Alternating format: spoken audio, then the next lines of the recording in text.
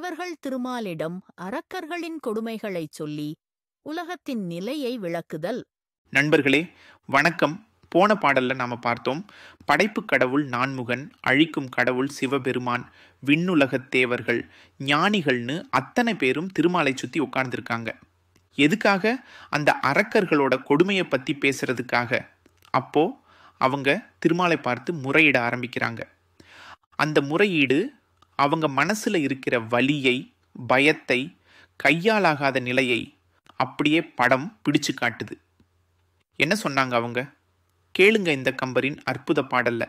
ஐரு தலையினோன் அனுசர் ஆதியாம், மெய்வலி அரக்கரால் விண்ணும் மண்ணுமே செய்தவம் இழந்தன, திருவின் நாயக உய்திறம் இல்லை என்று உயிர்ப்பு வீங்கினார். அடேங்கப்பா, என்ன ஒரு காட்சி! விண்ணுலகமே மண்ணுலகமே சேர்ந்து முறையிடுது. பாட்டோட முதல் வரி, ஐரு தலையினோன் அனுசர் ஆதியாம், மெய்வலி அரக்கரால். ஐருன்னா என்ன? 5 2 தடவை. 5 கூட்டல் 5 10. 10 தலைகளோட இருக்கானே இராவணன், அவனும். அனுசர்னா தம்பிகள், அவனுக்கு பின்னாடி பிறந்த கும்பகர்ணன், கரதூடனன் மாதிரி உடல் பலத்துல சிறந்து விளங்குறாங்களே அரக்கர்கள், அவங்களால. அதனால என்ன ஆச்சு? விண்ணும் மண்ணுமே செய்தவம் இழந்தன.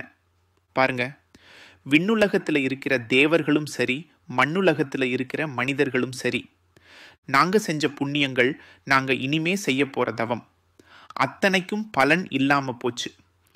நல்லது செய்யவே முடியாமல் செஞ்ச நல்லதுக்கான பலனை கூட அனுபவிக்க முடியாமல் போச்சு. அரக்கர்களோட அட்டூழியம், அக்கிரமம், அராஜகம் இது எல்லாத்தையும் கெடுத்துருச்சு.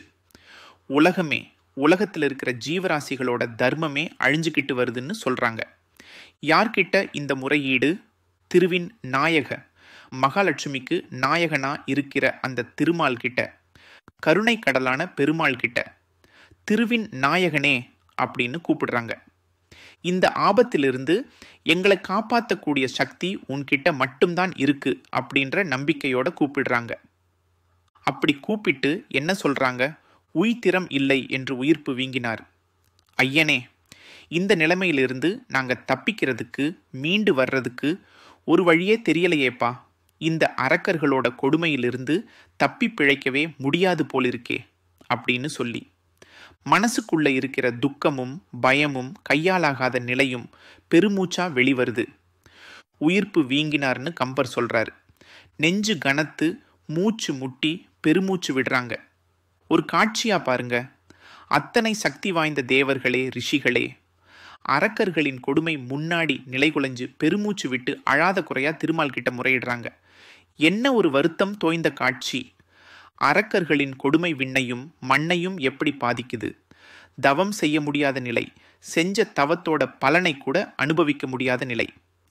இதையெல்லாம் சொல்லி திருமாலை பார்த்து, நீதான் காப்பாற்றணும், வேற வழியே இல்லை அன்னு தேவர்கள் எல்லாம் சேர்ந்து கதறின அந்த காட்சியை கம்பர் இந்த ஒரே ஒரு பாடல்ல, இந்த 4 வரியில நம்ம நெஞ்ச உருகிற மாதிரி எப்படி பதிவு பண்ணியிருக்காரு பாருங்க.